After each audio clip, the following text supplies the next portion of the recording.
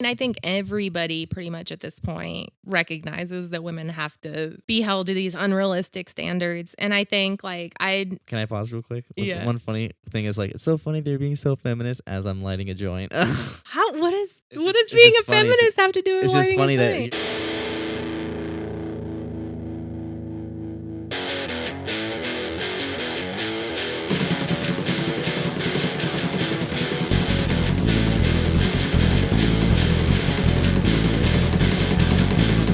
Hello, ladies and gentlemen, to another episode of the DP podcast. Joining me today is a repeating guest, and her name is Alicia Burnett.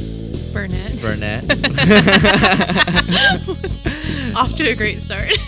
But you are a freelance photographer. You have your own company with your boyfriend, who is one of my best friends and editor for the podcast. And last time you were on, you were actually a nursing assistant at a, I guess, nursing home or old folks care center. Well, that's not the politically correct term. It's What a is? skilled nursing facility. Oh, okay. A skilled nursing facility, and you were taking care of COVID patients. And now we're here, I think, I don't know, six or 7 months later, and now we're in the new year, 2021. And let me know what happened with that, because you're not doing that anymore, last I heard. So I don't really remember how deep into the story we were last time, but basically when I was hired on to work there. Try to stay close to the mic. Oh. I'll move the mic. Oh. Is that better? Yeah, it's better. Okay. So basically, when I first started working there, I was promised to be making X number of dollars per hour, which was a lot more, well, about double what CNAs typically make. And so that was part of the reason I went to work there, other than, helping people, yada, yada, helping during a pandemic. But yeah, it was to drive all the way down there, work night shift, it's like a 40-minute drive from here. So when working there 6 weeks and had never gotten that rate of pay that they promised me, they were paying me half of that. And, I told payroll, I told HR, I told the manager, blah, blah, blah. Everybody's like, oh, we'll look into it. And so I was just making basically peanuts at that point for the horrible job. And then just a quick, sorry to interrupt, but just to add, because you also told me the first day you didn't clock in or anything, there was nobody helping you. It was kind of a very big scramble. Yeah, I so mean, they pretty much that too? Yeah, they just dropped me in there, and they're like, okay, here are your patients, have fun. Nobody showed me how to use the charting system or the time clock or anything. And so yeah, all along I was not clocking in, and I was like, this is weird. And because there were nights I would stay there an hour, or 30 minutes late. So I was like, well, I'm also not getting paid for that. So I was keeping track of the hours I was working, when I came in and when I went home every day, because I thought it was strange. And then, yeah, sure enough, they were just paying me for a flat 40 hours even. So not paying me for times where they made me stay late or I showed up early because they told me to. Kind of like a salary, but yeah, really. Except, yeah, at really crappy pay rate. So anyway, I had already kind of had enough of it and was over the management, and COVID had already run through there. Everybody had already had it. And so at this point I was just working on the regular floor. It wasn't specifically with COVID patients. And one day it was a Friday, and everybody's paychecks got deposited, and I still wasn't paid what I was promised to be paid. And it had been a long night. So I just got home, texted my boss and said, yo, I'm not coming back. You guys haven't paid me. And also your place sucks to work at. And I went to sleep, and I woke up, and he had written me a multi-paragraph text about oh, I'm really sad to see you leave. I thought he was going to rip me a new one for quitting with no notice, but he was basically begging for me to come back. And because they're shorthanded. Yeah. And saying you were actually really good. It's hard to find good people to do that job. So I think he realized oh yeah, we fucked up. So that was. I thought you were a temporary person instead of someone that was there to do it, or it was just it's just how it went down. That was just the way the management was. I think it was just a lot of scrambling due to COVID being in the facility, and a lot of miscommunication. And a lot of lazy people working there. So like all those things combined just made it a not good experience. Like as much as I loved like the patients, like I didn't care for many people that I worked for. And How long ago was that happened? I That quit whole incident? September. September. It was the end of September, yeah, because our friends got married the end of September. And I was like, oh, good thing I quit right before, so I didn't have to ask for the day off or something. Have you done anything else in the medical field since then? No, I haven't worked anywhere since then. Like I just started nursing school, so Okay. So to be a complete like RN. like complete, not an RN, but an LVN for now. Okay. But yeah. And how many more years of that do you have to do? Because you just started. Yeah, but I had a bunch of classes already, and it's accelerated, so I have 15 months left. 15? Okay. Yeah. So next spring. Yeah. Okay. Yeah. So that's pretty good. Mm-hmm. And then you're gonna be making good money on top of your business. But how's your business been doing with COVID and everything? Because I know you've done a couple of weddings and you've been booked for future weddings since even with the pandemic, people still have plans and are making plans. Yeah, we've been pretty quiet lately. Just haven't done a whole lot. Just because most more people are not doing those things this year, and plus January and February is always super slow because everybody comes in the fall or December. So by January it's over. But yeah, we do have like some spring weddings coming up. So I think starting in March we'll be having weddings like March through October or something. Allegedly, we'll see. Yeah, but how is it compared to like let's say last year's season? It's like not even close. Yeah. Yeah. Are people like that you're getting like usually like pretty like, oh man, let's do all the precautions necessary to be safe with COVID? Or are they just like, hey, whatever? Because it seems for them to even be attempting to do like a big scale party for what they're hiring you for. It's like, hey, they got to throw that out the window. So we did four or five weddings this fall, and they ranged from the first one we did was in like September, and the bride worked for like the Department of Health, not in Kern County. They live in another county. But so they were taking it insanely seriously. Like even the bridal party had masks. The bride and groom had masks. Like when the dance floor was open, everybody was spaced way out, and even the bride and groom were wearing masks. Like which her makeup even for the kiss. No. During the ceremony. But like during the reception when everybody was just kind of like all like a little bit closer, but they cut their guest list, which originally was like 400 and something people. They cut it down to, I think it was less than 50. And that's cheaper, right? In a way.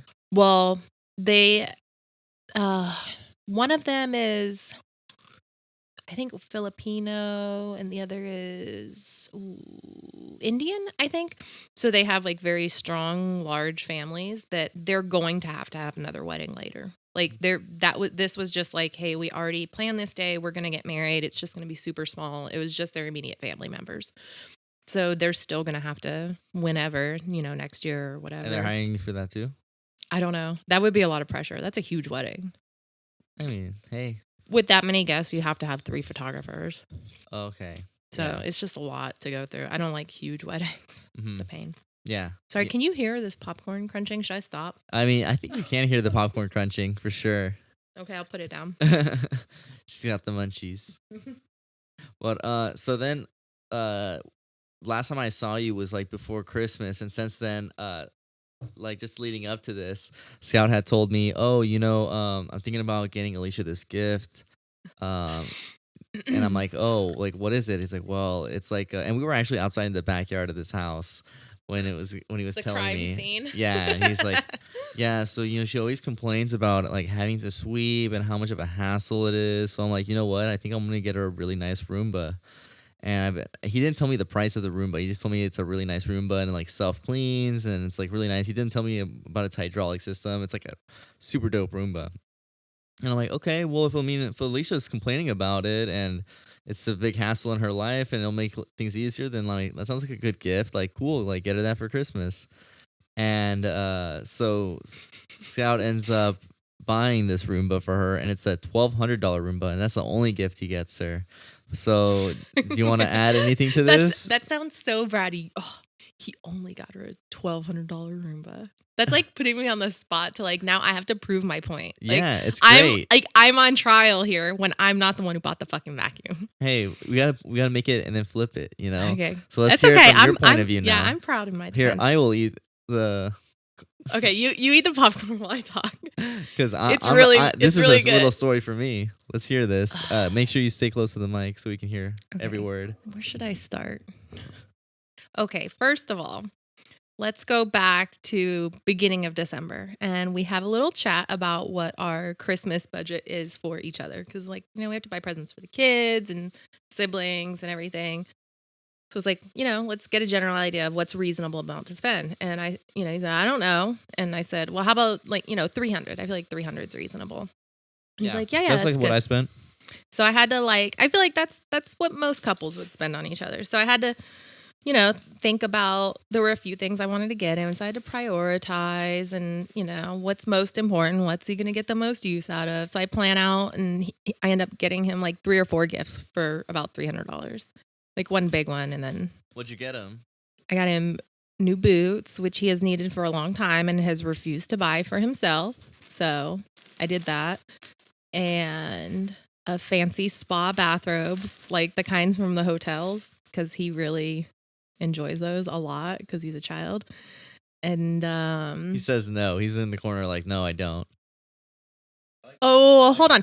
I asked you why you didn't wear your bathrobe ever on Shower Sunday, and you said because it's not nice like the hotel ones. So I took that little hint as to I want a nice hotel one, and then I'll wear it. Okay, so you agree it was a good gift. Okay. And I don't remember the other So things. why do you say no? I don't what else did I get you? Do you remember? It was the boots, the robe. This is a test out. You better watch out. Oh, and a nicer coffee grinder because he had a garbagey one. It was just a piece of crap. So I got him a nice one. And some like custom roasted coffee. Okay. So anyway. Okay, so I was like going back. Okay, so that was the budget, and that's what I was able to get working within the budget. So comes Christmas Eve, and we're like opening our gifts, you know, to each other, and I give him his, and he pulls out this like big ass box. And I had asked for earrings. I had expressed interest in getting earrings for Christmas. And I'm like, why are these earrings in a big box? And I was thinking he's doing like the box in a box in a box in a box thing. And I was like, that's lame. Thinking. But it's really heavy. So I'm like, that's weird. Maybe he put bricks in there to throw me off or something. I don't know. So I open it and it's a Roomba. You give him a lot of credit. You give him like the benefit of the doubt. I know. I tell him that all the time. Like, I expect you to do something cutesy but you never do. I don't know why I expect you to do it. Is it all the movies? You're like, I just expect more. No. I expect the best for my man. No, not really into the whole romance thing, but just, you know, little things that Scout doesn't really always do. Hey. Okay, but he would do that. Let's talk about this story to prove it. I feel again like I'm on trial here. I have to prove my point. So anyway, I open it up and it's a Roomba. And my initial reaction is not like, what the fuck? You got me a vacuum for Christmas? My initial reaction is like, oh, that's cool. Like, you know, I do complain a lot that his dog sheds everywhere. And I have asked him to like comb his dog from time to time so she doesn't shed everywhere. And he doesn't. So I was like, okay, Roomba, cool. And in my mind, I'm like, I've seen Roombas and I've looked at Roombas and I'm like, they're $300 or $400. So it's within the price range. And I'm like, okay, a vacuum for Christmas is a little strange, but whatever. Like, he tried. My birthday's in a few days and then maybe he'll make up for it. Mm-hmm. So we get to setting up the vacuum and I'm like, this seems really fancy. And I'm like, this isn't like the ones that I've looked at. And I'm like, how much did you spend on this? And he kind of gets this like look on his face of like sheer guilt and terror. And I'm like, tell me. And he's like, guess. And I'm like, 400? And he's like, no. I'm like, 600? No, higher. I'm like, 800? And I think it was at 800. And I'm like, you fucking tell me how much you spent on this thing right now. The fact that it's more than 800, you're already dead. So tell me exactly how much. And he's like, 1,200. I'm like, what the fuck? You spent $1,200 on a vacuum that I did not want. For Christmas. Oh, here's another thing. I was like, why was the vacuum $1,200? And he's telling me all this stuff. And then he's like, yeah, the dumb thing is like... It's actually going off as we speak. Yeah, I can hear it. Just love that noise. He said the shittiest thing is it went on sale for like. Oh, stay close to it. He Or said it's off-center. the shitty thing is that it went on sale for $200 off. I realize I'm off center. That's why it's happening. There we go.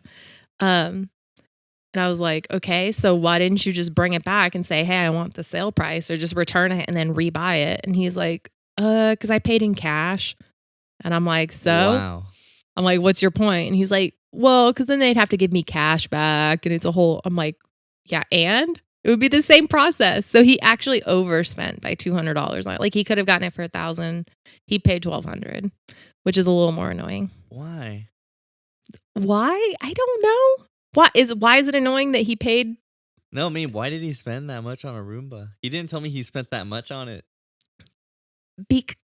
His argument is that because I'm the one who cleans the floors, he wanted to take that job away from me. My argument is if we need a vacuum for the house because your dog sheds everywhere, then we buy a vacuum for the house. We don't buy a vacuum for the house and then pass it off as a gift. Like it wasn't a Christmas gift. It was a thing that we needed for the house, or that he thought we needed. I didn't think we needed. He thought we needed it. So I was like, if you'd have just brought this home on any given day, I'd be like, oh, cool, a vacuum. Yeah, it's expensive, but to pass it off as a gift, that's where I was like, no, I didn't ask for this. I don't want it. And it was way more than we were intending to spend. Yeah, like when I heard the story, I was like, oh man, Scout really fucked up. Like, but hold on, you encouraged him before the giving of the gift. You were like, yeah, bro, good idea. Because the way he expressed it to me was just in a very thoughtful, like, yeah, this is just something she complains a lot about. But then when you explained to me, like, hey, no, this isn't a big deal. This is like not what I wanted for Christmas. He didn't put any effort. And I said, you know what? That's a good point. Because was it like 2 years ago on his birthday? You had asked me to help you find him a gift, and you wanted to get him a guitar. It was something very thoughtful, and like, hey, you put effort into getting this gift. And I told Scout, hey, the least you can do is show that same courtesy. Mm-hmm. And then Scout said, yeah, you're right, And I said, hey, at least Scout can admit when he's wrong and try to just improve from there. Scout always eventually admits when he's wrong, and that is one of his best qualities, is that he'll get a little heated in the moment when you accuse him of something, or if I tell him like, hey, that hurt my feelings, or that was rude, he'll be like, it wasn't rude, blah, blah, blah, and he'll have 20 reasons why it wasn't rude. And then after we hash it out, he's always like, yeah, you know what, that was a little fucked up. So I'll give him that. I give credit where credit is due, and I generally appreciate everything that he has gotten me, little gifts or big gifts or whatever. It was just, this one was a large fuck up, and I had just had my surgery. Oh, that's a good segue. Hey. So I just felt like something nice and sweet and thoughtful, even if it only cost $50, would have been a lot more. Like, I kept dropping this hint that I needed new slippers, which is such a silly and cheap thing to do. But I had lost one of my slippers, and I kept saying like, oh, I want to buy new slippers. And I'm basically like saying, hint, hint, I'm not going to buy any because that would be an easy Christmas gift. Mm-hmm. I didn't get no slippers. That sucks. But that would have been a great thing to have after having surgery, and like I wasn't going anywhere. I was home all the time. Like I needed slippers to just walk around the house. Yeah, something warm too. Yeah. So, but now he's like, okay, I'm going to have to pay attention to hints from now on. Yeah. But hey, like I said, or we both agreed, like he can learn. He can be taught.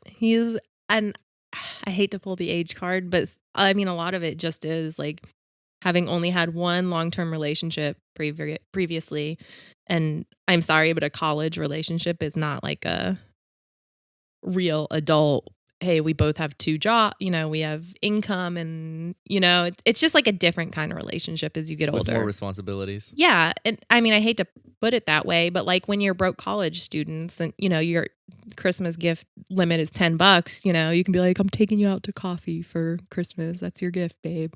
Mm-hmm. And it's like Chuck E. Cheese. Yeah. As you get older and you have to spend a little more money, you got to like think about it, like put some effort into spending that money. Don't just, Well, you don't even necessarily have to spend that much to be thoughtful. Exactly. That's the way I see it too. Is like that's why I feel like it sounds bratty to be like, he got me a $1,200 gift, but to me it's not. It wouldn't matter to me if something was $1,200. It could be $50 if it's like thoughtful. So, and Well, at least we know the minimum is 50. Scout's like with his pen writing down notes. Okay, must spend $50. No appliances. Yeah. Like thoughtful. What's thoughtful? Get slippers. Slippers are thoughtful. Sunglasses with slippers is thoughtful. No, but you two were actually gonna do Wipeout, right? That show, the TV show back last time you were on here. You guys were waiting to get I guess a callback or something, and they ended up taking longer than expected. And you had a surgery planned, so you had postponed it for Wipeout, and then well, since Wipeout had taken so long, you're like, well, I'm just gonna go through with the surgery. We're not gonna do Wipeout anymore, even though they try to convince you to do Wipeout anyways, right? Well, they called us right before, probably in the last week before my surgery. So for those of you who don't know, the surgery that I was planning on having was getting breast implants. So I started thinking about that over the summer. And then in early fall, that's when we started talking about the Wipeout thing. And, they told us they wanted to be on it, but shooting was kind of delayed because of COVID. They had to follow all these extra regulations and stuff, and everybody had to be tested. So everything was just taking longer. So we didn't hear anything from them for months, and we're like, they probably just didn't want us to be on the show or whatever. Like, they filled up all the spots, no big deal. So, we pushed the surgery out to December because they told us the filming would happen between October and December. So I was like, okay, well, if we do like mid to end of December, that should be good. Because I didn't want to go on Wipeout and like pop a titty or something, like, You don't want something to go astray with when they're tender. Yeah. Well, even after you're healed, like, I wouldn't even do it now because I don't know. I would be too afraid they would pop. So it was about a week before the surgery, they called up Scout and they're like, hey, did you guys still want to be on the show? And we're like, ooh, and I had this surgery planned like for the following week. And, we kind of went back and forth for a second, and Scout asked me, and I was like, well, I could put it off a little bit longer. Like, if they can give us an actual day that it'll happen, like if they can say it'll be on December 20th, I'm like, okay, cool. Then I'll schedule my surgery for the 22nd or whatever, but they couldn't give us an exact date. And so he told them, just let me know if you have anything come up. And then we didn't hear from them again. So that's not going to happen because I'm not going to do it at this point because I don't want to pop my investment.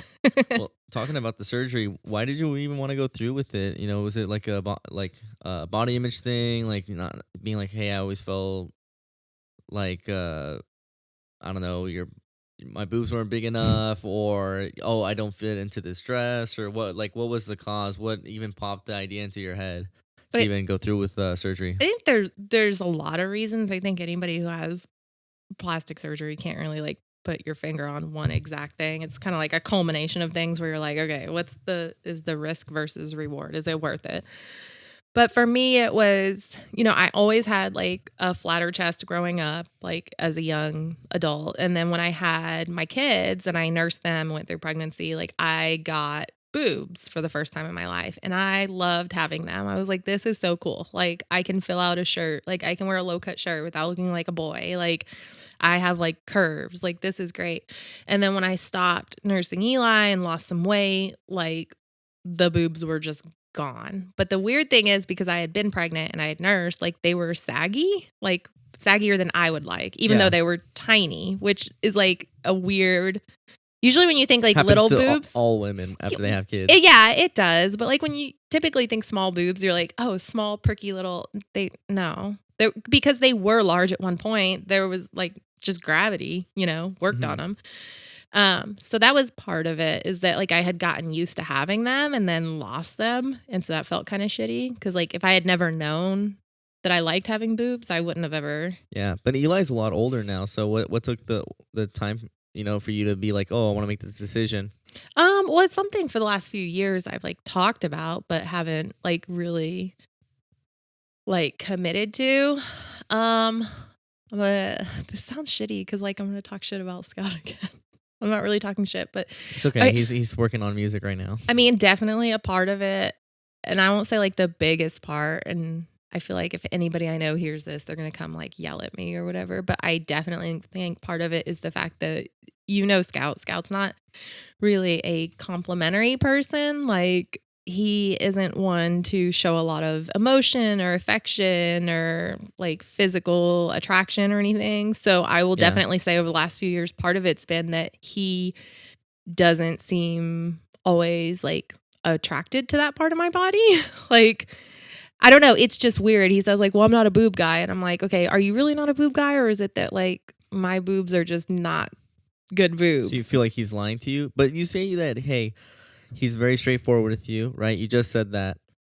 So you would think that, oh, okay, if he's straightforward with me, he would tell me like, oh, I'm a butt guy or an ass guy. Like one thing that ass guys have over boob guys is that you can always work on your ass. Like boobs is like once you get pregnant, it's like they're gonna start to sag. You know, they're only gonna look worse with time naturally. You know, let's say aesthetically looking. You know, other people may find that attractive. Hey. But I'm saying for a butt, you can always like do squats. You can always work on it. Yeah, I mean, I don't think it's a malicious thing. I'm just saying that I think that's part of the reason that paid into my reasons of wanting to do it. So it's a little insecurity. Yeah, but let's just put it this way: like every other guy I've been with, other than Scout, has been very like physically complimentary, like he's never called me hot or, you know, like never had that like reaction where you put on an outfit and he's like, damn, like just a normal reaction. Because if you know Scout, he doesn't have normal. Yeah. Scout's saying like how many times has Cammy put something on and you're like, yes, like you look at her and you're just like, and you express that to her. You're like, that looks good on you. Or damn, or she does her makeup. Your tits look awesome. Like just anything. He just is not like that. Like sometimes he'll try to give a compliment because he like, okay, this is a time when I give a compliment, and it's always, you look nice. You look nice. Like there's never like that like that flare. Excited. Yeah. Like, oh my God. Like how I do to him, like he'll put on a certain outfit and I'm like, oh my God, that looks so good on you. That was made for you, you know, like. But we can say that, you know, that's a little bit of a, you know, characteristic of his, you know. 100%. That's how he is. I think we can say there's like different love languages, right? And he is not satisfying one of your love languages, which is like, you know, more of a verbal aspect of it. Well, I think, you know, to have that confirmation, which is normal. Like most people like that. Like, oh, hey, like that's hey, that makes your butt look good. Oh, you know, your breasts like fill that out now that you have your surgery. You know, then you even feel more confident about going through with the procedure because he's making you feel good about it. Yeah, I don't totally buy into the whole love language thing. I mean, it's interesting, but one thing I've noticed about it is that even though a test may say, oh, I'm this person, I think everybody needs a little bit from each of those categories. I agree. Yeah. Like, so just because you may favor one thing over the other, like so like mine seems to come up with acts of service, which is great because Scout always does those, you know, he's doing the dishes or he's making dinner or whatever. Like he does those things. He'll, you know, change the oil in the car and fill up the gas tank. Like that's great. And I love those, but that doesn't mean that I never want a compliment either. Like every now and then would be cool. And I get like, that's just how he is. And that's kind of like what our whole argument came down to. I was like, that's just how you are. And like that's okay, but you're going to probably have to deal with me feeling upset that that's how you are. That's not okay in a sense because you know, in a relationship there's give and take, and you got to be able to put that into a relationship, you know, and put that extra little effort. Just like how I said with the whole giving the gifts thing, is you put this amount of effort, as in like asking me, hey, let me get someone that knows what of this topic because I don't know as much. Like you went through a lot more of an effort to figure out what to get Scout for a gift for his birthday versus what he went through to get you a gift for Christmas. And I'm saying you guys both gotta be putting more effort. I mean, not in a negative. I don't mean that in a negative way whatsoever. But the problem is with Scout, because of the way he talks and the way we all know that he is, when he does attempt to fulfill those things, to be like, oh, you look nice, it just comes out as insincere because of his, you know how he talks, his delivery. Yeah, the delivery, and a lot of times it's what he says too. A lot of it's repetitive. It's, you know, you look nice, your hair looks nice, that shirt is nice, everything's nice. Nothing's like hot, nothing's Sexy. awesome, sexy, nothing's amazing. Everything's always nice.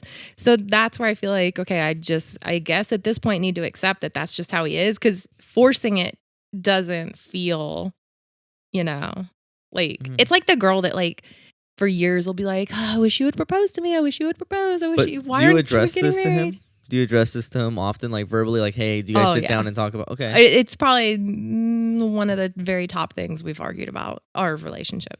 But I mean, I just have to accept that that's just not who he is. Like he's not that person. He's never going to be that person. Like he can pretend to be that person, but it's not genuine. So it's like at some point I just have to like move past it and be like, so why go through with the surgery then? Well, I mean, first and foremost was the way that I felt about it. But then, yeah, of course, that affected my decision too. But another thing was just the practicality of like the body frame that I have. It's hard to find clothes at my size. Yeah, like you're a tall girl. Yeah, I'm tall and I'm not thin. I'm average sized. And so, but I have hips, but I have no chest. Well, I do now, but I had no chest. So it was like, it was hard to find dresses that fit because I had to get them big enough to go on my butt, but then the top would be too big. I couldn't wear like a one-piece bathing suit because I'd have to get it again to fit on my butt.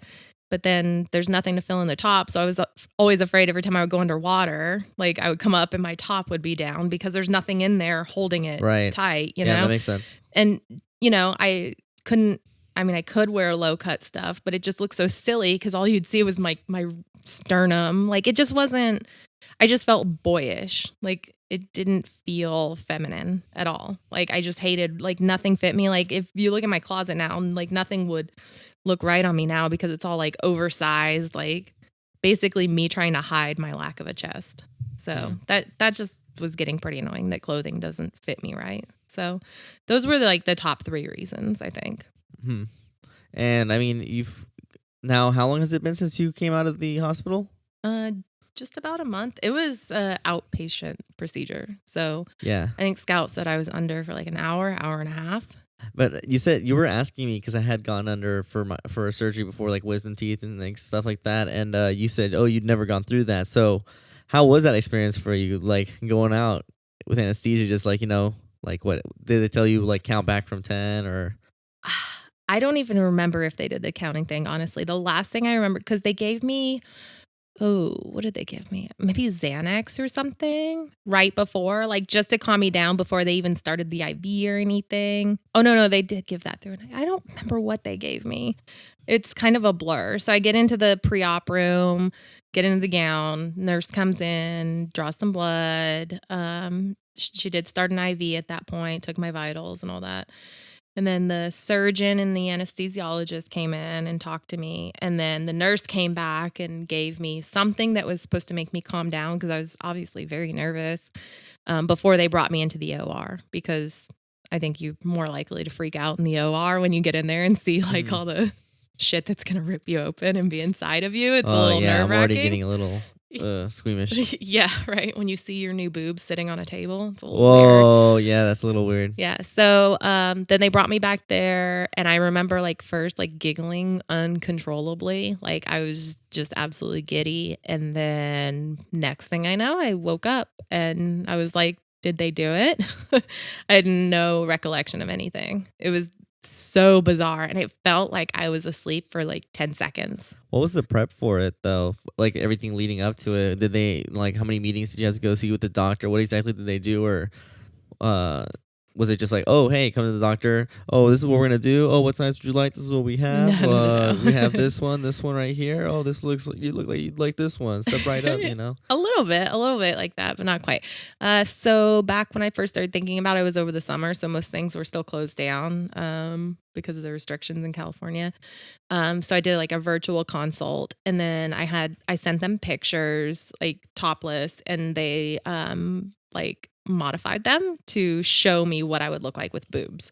And I was like, oh, that looks really good. So that's kind of when I was like, all right, I want to move forward with this. And so then I did a video consultation with the surgeon and a nurse. And then about a month before I went in and did like a fitting. Like, so they basically give you a bra, like a sports bra that's too big for you. And then they give you the little implants that you can slide in there and see what you would look like at whatever sizes. So I went in there and I brought like a few shirts and stuff just to see how they would look like in shirts too. So I picked out my size.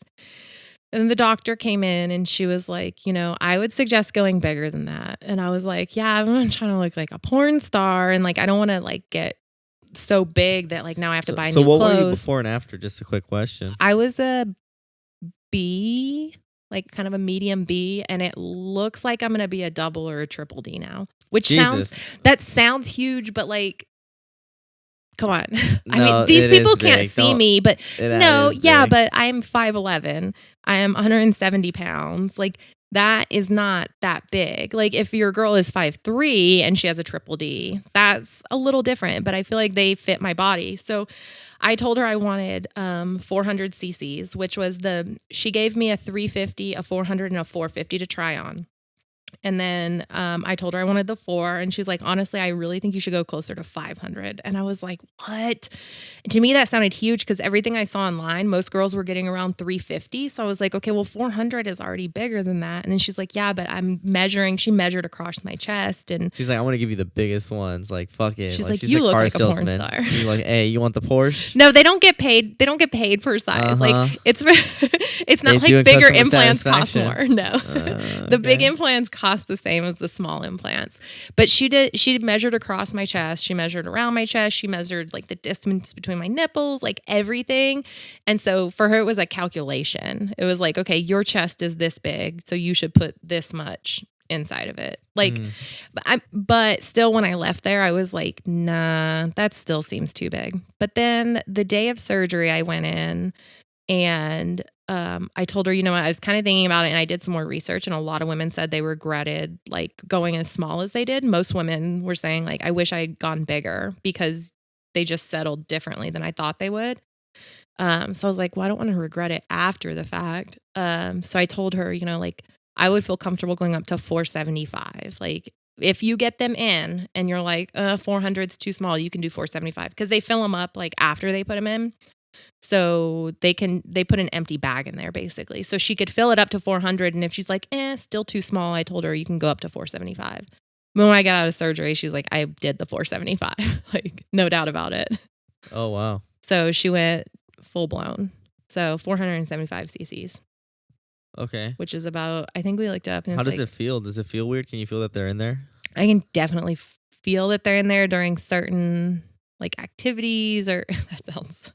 I don't mean showering. I don't mean sex. Yeah, showering. I didn't think that. I just meant like certain, like maybe like bending over or something. Yeah, bending over, using my chest muscles. Like if I'm sitting like this and I use my hands to like push myself up, I can feel them like kind of like move. It's weird. And then I don't know, like laying in certain positions, I'll have to like be like, whoa, that's weird. They're still a little bit like in my armpits because they're just not in the final position yet, their final resting place. So they're a little weird right now. So I think I definitely notice them a lot more than I would like a month from now. So and like what do you think as the result now that you've kind of had them for a little bit? I mean, they're still kind of tender, but I mean, with the first goal of has it caused more of a reaction from Scout or is no.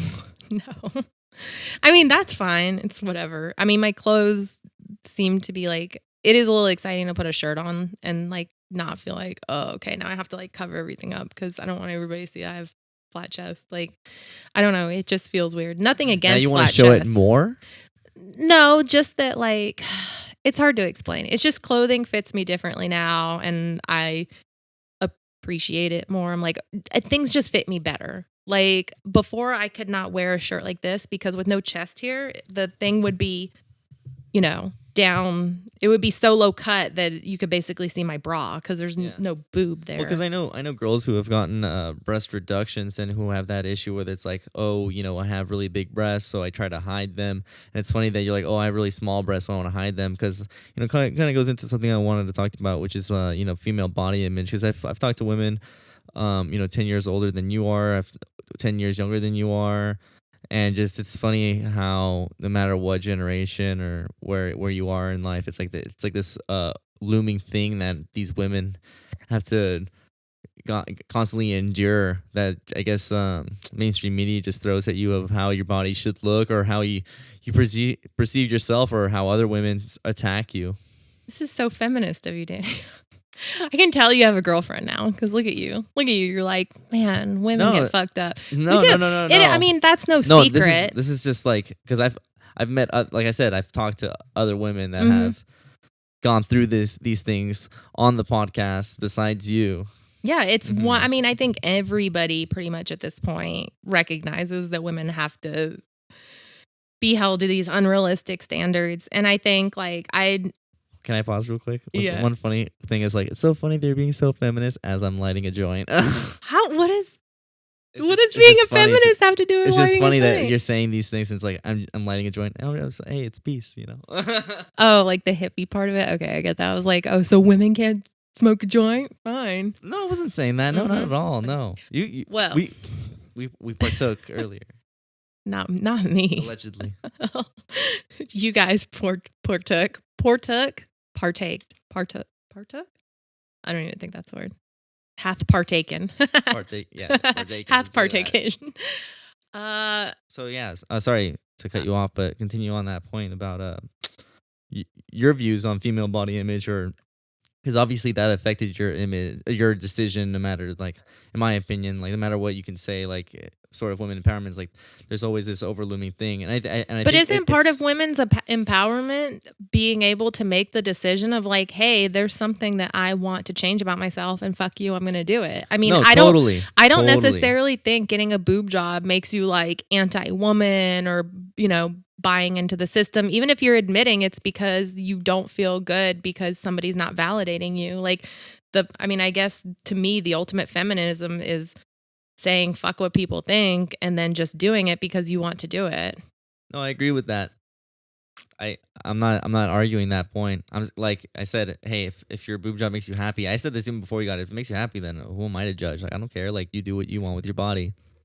But what I'm saying is, isn't there some trauma when it comes to admitting to like the ramifications of what the media or your own self-image or your boyfriend or boyfriend may make you feel that it sort of influences these decisions? I'm not saying that whether you had these outside influences, you would have made your choice.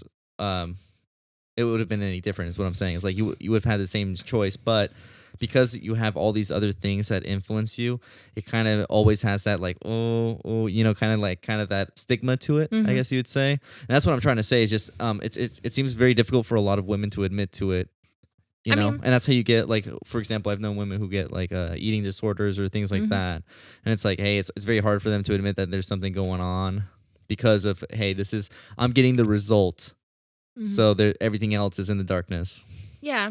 I mean, and it's especially like having a daughter who's 12 and she'll be 13 this year. It's like I'm starting to see like she doesn't know. I doubt she's noticed because she's a little bit oblivious, but I definitely haven't told her that I got a boob job. And I feel like at some point she may notice, like maybe over the summer when we're going to the pool and, like her and I were to the point where we were sharing clothes and bras. Like literally we could share bras. She's 12. So that's, it's a little interesting. And I think at some point she may notice like, why doesn't mommy's bras fit me anymore? And she may question. And the thought of me having to tell her I got a boob job, like on the one hand, I will be honest, like I'm not going to lie to her. I'm going to tell her. But on the other hand, it's like, I don't want her to send the message that like you have to have surgery to do, like it's major surgery. And, we can talk light about it now because it's been a month and, it's like I'm normal. But the first at least 2 weeks were absolute hell on earth. Like I regretted doing it so much. It was much more painful than I expected. It was much more of a healing process than I expected. It was much more emotional than I expected. They looked very different than I expected at first. I was very upset that I had done it. And if you ask me today, would you do it again? I would probably say no. Like knowing now, like having been through it, I don't think I would do it again. And I would not encourage my daughter to do it. If she wanted to do it, I would absolutely take her to the hospital and pick her up and take care of her. But I would definitely tell her, hey, this was my experience with it, and it was not fun. I guess to me that's like hearing like someone who, I mean, I'm not gonna say this is exactly like it, but someone who went through like the military and experienced like a war or something, and it's like, hey, you know, I went through it, is what it is, but I wouldn't recommend it. I would Not say the same exact thing. I have a better one. It's Go for it. more like this is what I hope it's like anyway. When you have a baby, they always say like you have like amnesia afterwards, because going through childbirth and even pregnancy, but most like, you know, childbirth is traumatic. Like you squeezing a human out of your vagina, and that's very painful, and the recovery is painful, and breastfeeding is painful, and everything is just terrible. But like you look at your baby and you're like, oh, I want to do it again. And it's like, why? Because you forget all the shitty parts. Like realistically, you know that they happened, but you forget how terrible they felt. And so I'm hoping I have that phenomenon happen with the boobs. It's like, yeah, right now, because it's only been a month, I remember exactly how shitty it felt. But maybe over the summer when I can wear a fucking bathing suit, maybe I'll be like, oh, it was worth it. I would totally do it again. So I'm hoping that moment will come, but right now it's like winter, so it's like I haven't really, you know, worn dresses or anything or bathing suits. So, you know, it's no different for me now. Like feel pretty much the same. Yeah. So it's not worth it yet, but it might be worth it one day. It's like Yeah. when your kid gets potty trained and then you're like, that was worth it. That was worth having a kid. Now that they can wipe their own ass, I'm down. It's like now they're cute again. Yeah. Until once they can clean themselves, that's nice in Mhm. general. Yeah. And then when they move out, then you really appreciate them. They're done. I'm gone.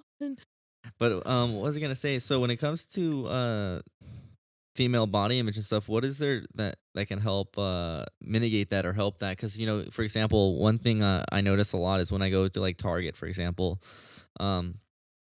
a lot of like the female section will have like big body women Mhm. and outfits and stuff. It's like, okay, like female empowerment, like you can be big and be wear these clothes or whatever and feel good in your body. And like I totally understand that, but like, at what point does it get to where it's like, hey, this is unhealthy? Oh, this is, well, first of all, let me go back And because how I do don't we want, fix? And also, how do we just the first point is like, hey, how can we improve? Just women feeling more comfortable with themselves, not judging as much. I mean, you're right. There is a line, and we could have a whole conversation about this, but going back to the mannequins at Target, the mannequins they typically use are like a size 0 or a 00. Okay. So now that they use size 6 ones, they look like fat mannequins, right? You look at them, you notice it, some of them are bigger. The posters too, for example, the ones that they Even have with, still, like, a lot with, of their like, real plus people. size models, they're my size or they're smaller than me, which like, I'm sorry, that doesn't represent, I think the average jean size for women in America is like a 14. Okay. I wear a 6, so 6 or an 8. So that's still not realistic. Like, why not just do the average? And I'll agree that we have seen a lot more of that lately, but it's still not, I feel like we're giving them praise for doing like the bare minimum, like the absolute minimum. Like, oh yeah, well, they have a couple of fat models or a couple of bigger mannequins. And I just don't feel like it's enough. But then to touch on your second question of like, you know, when do we stop encouraging the unhealthiness? I will say you know pretty much nothing about somebody's health just from looking at them. Like, especially for women, there's a lot of medical conditions that cause obesity, that cause uncontrollable weight gain. gain. One of my ex-girlfriends, her mom had one. Yeah, I mean, like a thyroid issue. Yeah, thyroid, PCOS. There's all kinds of things that can, certain medications. If you're taking prednisone, like it can cause you to gain weight and get this full face. And like, I feel like, I mean, when I was at my heaviest, like I know my blood pressure was wonderful. I was active. I, had good cholesterol. Like on paper, I was perfectly healthy, except for the number was a little too high. I understand that, but the message is not that. It's more of, hey, accept me for, whatever if I want to eat, however many tons of ice cream or whatever, you can accept my body. Which I'm like, hey, if you have a thyroid issue or something that's causing you to have weight, I'm like, hey, no judgment whatsoever. But I'm like, hey, if you're promoting a message of a lot of acceptance and very open arms of no matter what your weight is. I think there should be a little sampling like, hey, like we're happy with your body because everybody's body shape is different. Like yours is different than other people's I know, or Scout and Nye's is different, you know? So it's like, I totally understand that, but we should try to promote also to eat healthy and be healthy. Well, that's always been, since I we feel were like that's kids. not always very promoted though, especially in advertisement Sure, now. we have commercials about like eat your vegetables and blah, blah, blah, and diet plans and exercise, Peloton and all these different, like, I don't think that health is dispromoted in society. I understand that, but I mean, when it comes to those advertisements, when it comes to that, when they promote, if they're advertising clothes, who fucking cares? I don't care what somebody eats. The problem is like acceptance doesn't mean that you or anybody else has to be attracted to that person. You don't have to, like, nobody's holding a gun to your head and being like, call that 400-pound girl sexy right now. Like, the thing is, like, it shouldn't matter to you or me or anybody else what your next door neighbor weighs or is eating. Like, if they want to be comfortable in that, if they want to be in a bikini in a Target ad, cool. More power to them. Doesn't mean you have to be attracted to it. Doesn't mean that it would make me want to buy the bathing suit, but it's none of our business. And I think like people just need to get out of like the business of like what other people are eating or assuming they're unhealthy. Like, I've had patients that were morbidly obese and incredibly healthy, patients who made it through COVID like nothing, like had no symptoms, and they're morbidly obese and bedridden. And then I had patients that were within normal weight ranges who, are incredibly unhealthy, have hypertension and high cholesterol. Like, I just think you can't judge a book by its cover. Everybody's body is different. Yeah, I don't think I can argue with that at all. I'm not trying to argue that point. I'm just I know saying, you're not trying to argue, but it's something that has come up a lot. Yeah, I feel, and that's what I mean when I'm talking about like, hey, there's a lot of looming things when it comes to the female body image and how you guys see this and how women react to it.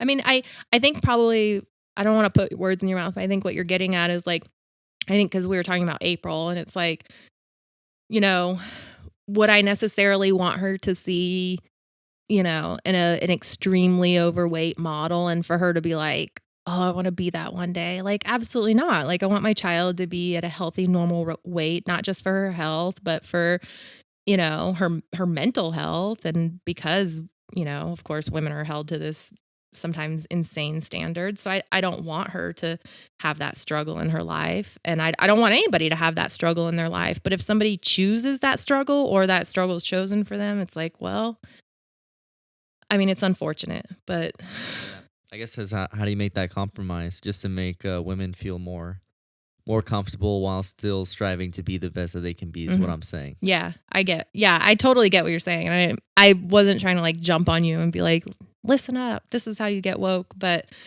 it was just a thought that I've had from time to time is like, let it out. No, but I do agree with you that there is a line. There's a line between, caring about people and wanting them to be healthy and live longer, because obviously I'm not saying obesity is good for you, but I'm just trying to make a point that it's maybe not always as bad as we think. Like, some people are overweight for various reasons and they can actually be healthy otherwise. So yeah, definitely. And I mean, like me being in entertainment, I see singers who have a certain body type and it's just like not what the industry is looking for, and it makes them feel a certain type of way and cause certain behaviors or things that happen, so it's like it's difficult to see people go through that. Yeah, it's not something you want. That? Yeah, it's not something you want.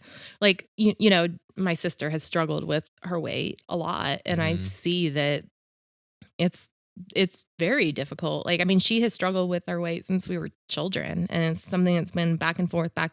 And like, I don't want my daughter to go through that. I don't want to go through that. It sucks. Like, I wish, like, whatever it is that makes her want to eat unhealthily, I wish I could just flip it off for her. Like, but there isn't a magic fix. And even people who are just like, they'll straight up just tell you, I just love food, I love eating, like that. You can't always help that. Some people just love food, and for them, it's food brings them happiness more than anything else. So whatever makes you happy, I guess. Yeah. I don't know. I mean, if that's like how you want to go, then it's like, hey, That's the way I see it, is like, if that's what's important to you, then YOLO, eat that Mhm. cheesecake. Mhm. It's fine. Eat the whole thing. That's up to you. And how do you see things going right now here in the U.S. with well, as of now, what's the January the 22nd, It's so smoky in here. the Uh 24th. This is 24th. oh, it's the 24th? Off by Yeah. 2 So what do you days. think is because now we have Joe Biden inaugurated? Do you think anything's gonna be changing like uh for the better? Because I see us as doing like the least amount of work when it comes to any other country. Because a lot of other countries have a lot more like sanitation, like stations. They have like walk-through sanitation Mhm. bars. They have like robots in China. They have all these things to be preventative. Or in Dubai they like have you have to take a test before you get on the plane and a Mhm. test before you leave. Uh, so that way, like, hey, our citizens are clean, but we don't really do. It seems like we're doing the minimal amount of work. Yeah. I mean, it's hard because at this point it's been almost a year and Yep. everybody's over it. So I Hmm. feel like we could have done a lot more earlier and mitigated the problem altogether. But since we're so torn as a country right now, it made it nearly impossible for that to happen. And unfortunately, due to the size of our population, I mean, China got it under control, allegedly. And, That India. too. India hasn't had as hard of a time as us, and they have 1 billion people. But I just feel like with the resources that we have, we could have done better. We didn't, and we just have too many people. It's too difficult at this point. I feel like it's a tall order to like put it on Biden and be like, "Yo, get this under control." It's like, wow, this is like really out of control now. Like Mhm. I hope that he can and will do more to end this, because quite frankly, everybody's over it. Mhm. But at the same time, that's a lot of damage. I mean, we've got a lot of new cases, we've got a lot of new deaths every day. So, if something had been done sooner, I think we'd be in a lot better position right now. Mhm. Do you feel like there's a lot of though? To me, there's so much political back and forth, no matter what side you look at it from, when it comes to this whole COVID thing. Because, for example, it's like, uh, oh, you see, Trump saying, "Oh, we should close up the borders when it comes to like planes coming in from China to limit the spread," and then they're saying, "Oh no, you're being xenophobic," and you see things like that going on from the beginning or in the middle, or even now with Biden's like, "Well, oh no, like people who believe in QAnon or whatever, all this other bullshit," or like, "Oh hey, like." COVID, some world's conspiracy. You see all these people saying these crazy things, and you see all this political strain. Do you feel like any of that has slowed down the process? 100%. I mean, I think it's probably the biggest thing that's slowed down our slowdown, that I mean, I guess has exacerbated the situation, has been the divisiveness. Like, nobody can think straight at this point. It's like, so black and white to the loudest people. But if you really talk to people outside of social media and don't talk to those people who are far right, far left, you'll see that I think most people are somewhere in the middle. Most of us are like, "Yo, we want to keep businesses open." So I have friends on the far left that are like, "Shut everything down. Everybody loses their job. The government sends out checks to everybody every month to pay their bills. Mortgages stop. All this, blah blah blah." I literally have friends who just want to shut down everything for as Hmm. long as it takes. And then I have friends on the right who are like, "Open everything up, full capacity bars. Like, no rules. Let's have concerts. Let's have movie theaters." And no, very few people I think fall on those extremes, but those people are the loudest, unfortunately. I think most of us are like, we want businesses open, but we want to do it safely. We want to be able to go to a concert, but we don't want Hmm. grandma to die if she goes with us. Like, I think we're all kind of converging more towards the middle of like, how can we go about our lives reasonably and safely, but not miss everything in Yeah. life? I mean, there's a lot of businesses. I mean, I think like today or yesterday there was like a bunch of lawsuits sent out to Newsom because of Hmm.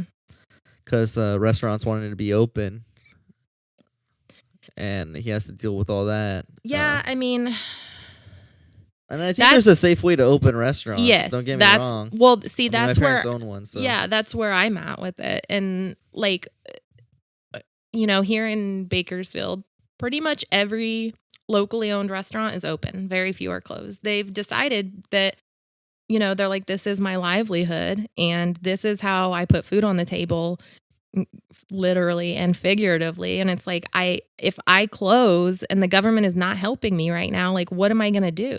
Like, how am I going to survive? Like, I'm going to lose everything. And so I completely 100% understand that. And we have patronized restaurants that are not following the guidelines set forth by the state.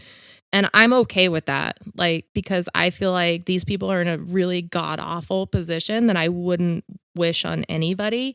And so we want to support them. Like, we don't want them to shut down. But then there's people who are just blatant assholes about it, like at Chewy's, where they, they'll pack in hundreds of people in their lifted trucks and the bar's open and there's dancing and music and it's like full-fledged, like pre-COVID. Yeah, like no masks, staff aren't wearing masks. Like that to me is like, come on, you're fucking things up for other people.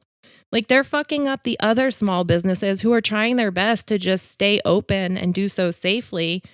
And I feel like they're just putting everybody else at risk because the more people who catch it, the more the guidelines get tightened and the more these businesses hurt. So like they think they're making a stand and it's like, no, you're really hurting everybody else who's in the same position as you. And I think that's unfortunate. It's very selfish. Yeah. I'm surprised I still haven't caught it. Yeah, I'm surprised you haven't caught it too. I'm just like, yeah. Crazy. Danny's just living his life. Like we don't see anybody for 3 months and then we hang out with people and we immediately get it. Immediately. Yeah.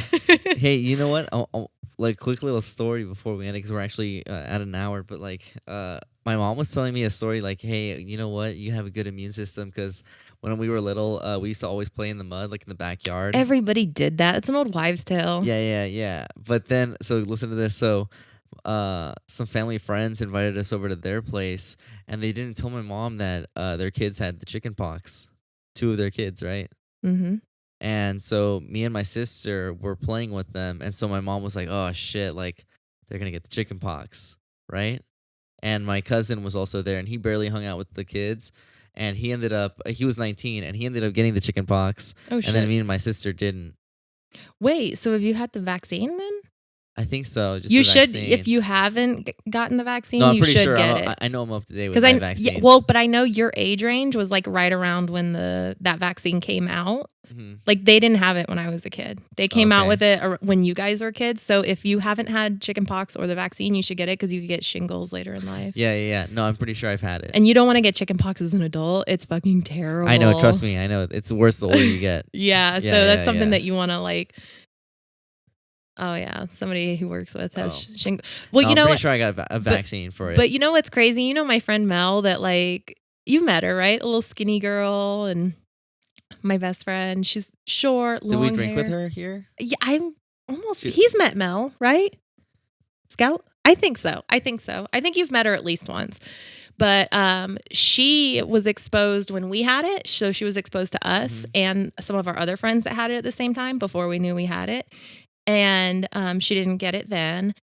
And also her husband had it. So Scout's boss had it. Was it right after Thanksgiving, I think?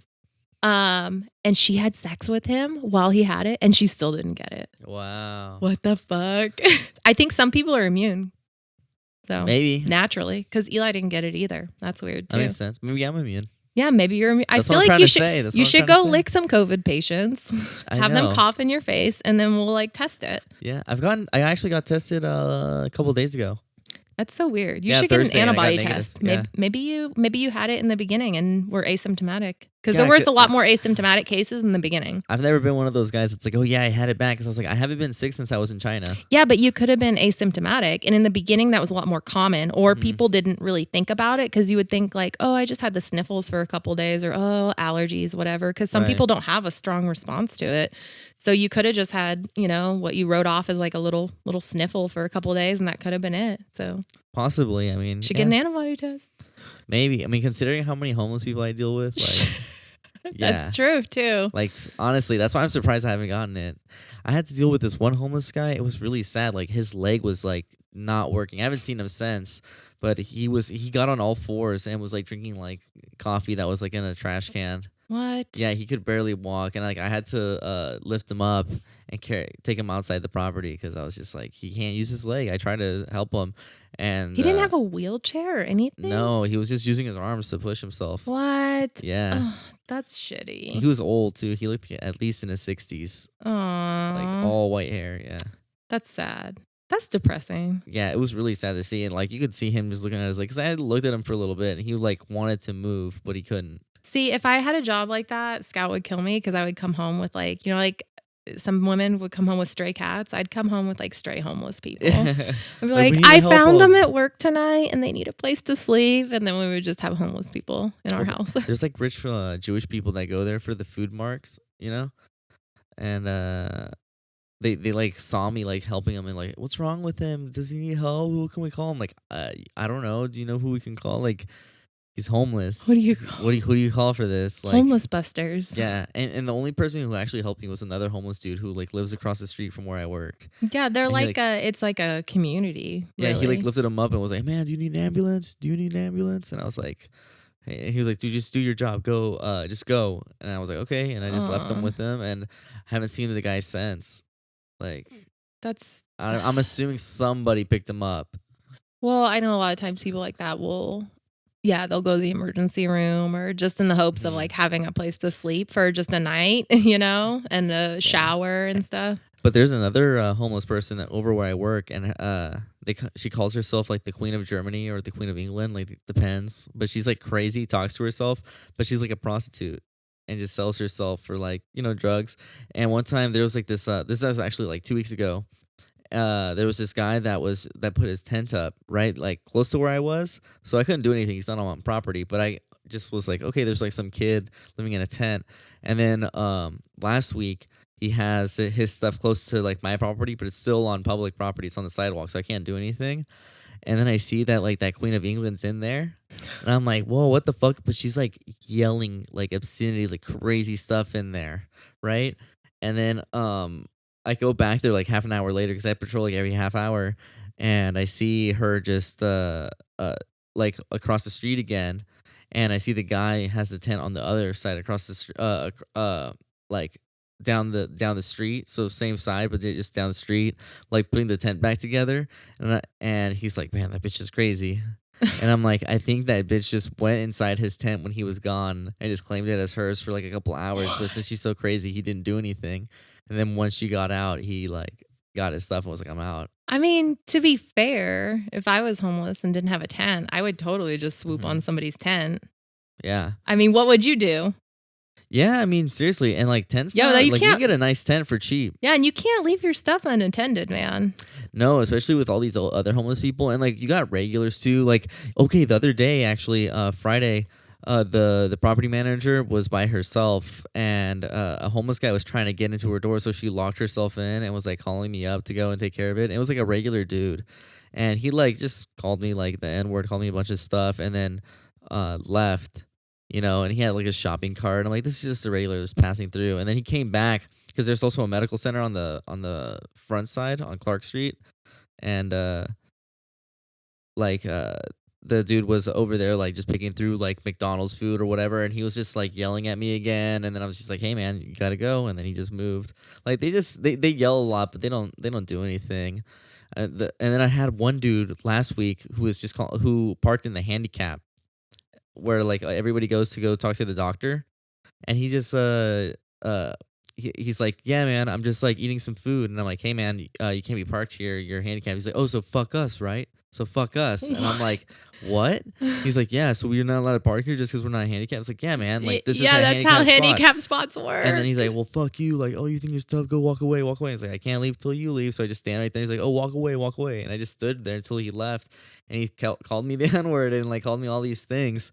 And just like drove off, and his girlfriend was like this like gothic ghetto looking girl, and she started yelling at me, and I couldn't really hear what she said. And then he kept saying like, yeah, walk away, as he's like parking or like backing up, and then left. And I was just like, yeah, fuck this guy. And then I tried to follow him, but he left. I feel like you should get hazard pay at that job. I- But also, how have you not got COVID? Because That's what I'm when saying. you describe That's these what crazy people, I'm like, saying. one, I know you're not wearing a mask. No, Because, I'm wearing a mask. Yeah. Really? I have to in my job. Yeah. Oh, I was thinking because you're. They transferred me once because I wasn't wearing my mask. Oh, see, I So was I thinking stopped, because you're yeah. there by yourself most of the night that I'm just picturing you cruising around like whatever. I but- have my mask on. all Okay, the but time. you know those people are not wearing masks. No, they're not like- wearing masks. so it's No, like- they are not. They are not. No. I don't know. That feels like, yeah, definitely something going on there. Yeah. No. Yeah. Some crazy stuff. Like, Yeah. That's just no, like they're another not wearing day. masks. Yeah. You just see crazy people, man. But you should just start fucking with them and be like, bro, where's your mask? Like, you have to wear a mask in this parking garage. Hmm. Well, it's weird because every post I work at, it's like different stuff. Like the one before in North Hollywood that I dealt with the TMZ chick that was like the Karen that didn't want to wear her mask Oh, at Trader yeah, Joe's. yeah. Yeah, that I had to deal with. Like it was just like Armenian guys, like constantly that so that was easy because they would like they were sensible. It wasn't a lot of homeless people versus like here it's like I'm mostly dealing with like crazy homeless people. They That are, don't like, just they don't even yelling know crazy why stuff. masks are a thing. They're like, why is everybody wearing those things on their faces? No. They're just like, I have no idea what's going on right now. They don't. And it's like weird because you see different levels of homeless. Like you see some that are like out there but coherent, and then some are just coherent but like a little like skittish. Mm-hmm. Some are just completely out there. You can't like talk sense to them. They're just like in their own world. Well, unfortunately, that's how a lot of people become homeless is they have some kind of mental problem, disease, disability, whatever. And then they have no support and they wind up on the streets. But I think a lot of people who wind up on the streets for other reasons, being on the streets makes them crazy. Like you can't live like that and, keep your shit together. It's really difficult. So what do we do to take care of it? Because like it's like so bad here in Bakersfield. And oh, you know yeah. what? The last time that I was here, you guys or Scout thought he might have had COVID again for whatever reason. But when I was leaving Reseda, there was a lady like dressed like normal clothing on the sidewalk with a sign asking for money, and everybody was giving her money, but she looked normal. She didn't look like a homeless woman. And it's just like, Jesus, like now you're seeing like normal people just begging for money. Yeah, I mean, I've seen that a couple times in my life, not terribly often, but yeah, the problem here is getting ridiculous. And I heard a rumor, I don't know if this is true, and I don't even remember where I heard it, but that basically they were busing up homeless people I from heard LA and bringing Mhm. them to Bakersfield, basically transferring their problem to us. And it's insane. Like this road that leads out the back of the neighborhood, like if you go over by like where David lives and stuff, over by my school, there's just tents set up in all the parking lots. All the shopping carts are lined up there. I mean, there's just dozens and dozens like right around the corner from our house. I mean, they'll sometimes go through the trash cans here and look for like recyclables and stuff. Otherwise they don't really mess. I mean, there's some that sleep out at the park right there behind our house. Like That's crazy. I've yeah, never it's- seen that in my entire life here in Bakersfield. But like our city councilman, Andre Gonzalez, he's like really been working hard to kind of work on some of that and getting food out to Mhm. people at least. And they built like a new shelter here in Bakersfield. It's supposed to be better and supposed to house a lot of people, but it's like it just keeps growing and growing. But yeah, it's What's been the way solution, over. man? I don't know what the It's solution crazy, is. right? I don't. Because some of these people just want to be that way. They Yeah, there's people like who it. they've lived like that their whole life. They don't like answering to people. They don't like having responsibilities. And there's people who just can't function any other way because of mental, or reasons, drug addiction or drug whatever. addiction, alcohol addiction, anything really. So there's not like a one size fits all You- fix. you- There's many different problems you have to tackle. Want to know something funny? Just like kind of to end this thing real quick. There was this homeless guy that I dealt with a few weeks ago, and he there's like a pet food express, and there's like a little bench so you can sit with your dog. And the homeless guy was like, "I'm not going anywhere. I'm sitting right here." And I was just like, "Okay, like, well, I gotta sit with you. Then I can't leave with you." And I started just talking to him like, "Oh, what's your name? Blah blah." And I'm like, "Oh, where are you from?" He's like, "Oh, I used to live out in Kern and stuff." I was like, "Oh, really? I'm from Bakersfield." And he's like, "Oh, really? I went to Bakersfield College, blah, blah, blah." And then I was like, "Oh, really?" And we started bonding over that. And he's like, "You're not bad, kid. You know what? I'll make your job easy. I'm leaving." And he left. And I'm just like, So he's like a real human. yeah. So that's great. That's a good thing to end with. I realized today that homeless people are just people. And if we just talk to them, maybe, yeah. That's a good positive. Yeah, good positive note. I like that. Yeah, you sit, you talk to the guy, and you make a lot more a lot more difference than just chasing them out of there. Yeah, because they're so used to, like instantly when they see me, I'm assuming they're used to like some of the other security guards that I've worked with in my past that are from foreign countries where they're very aggressive and they're very authoritative. So they just instantly come from a stance of aggression. So when they see me, it's already like, fuck you. Mm-hmm. Versus when I'm like, hey, man, I'm just chilling. Like, what's your name? Like, what's good? Oh, yeah, man. Oh, you need a lighter? Oh, I got one in my pocket. Like, here you go. And they're like, oh, like, what are you here for? It's like, oh, well, unfortunately, you can't be here, He's like, oh, yeah, I know. And then they leave. Versus you telling him, hey, get the fuck out, and just making them feel like a piece of shit. Dehumanizing them. Yeah, like a dog. Yeah. There's no point in doing that. Yeah, you bring them a double cheeseburger. You say, hey, man, can you go down there on that other guy's? Yeah, no, I don't give them anything because then they're going to expect it. Yeah, but I'll just try to, be cool with them, and I expect them to respect me in the same way unless they're completely out of it. But even then, like, you can still kind of talk to them. They understand more or less. Mm-hmm. People are people. Yeah, people are people, and eventually those sounds make sense to them. But anyways, thanks for being on the podcast, Alicia. Yeah, sorry we ran so long. Yeah, no worries. All good. Anyways, peace.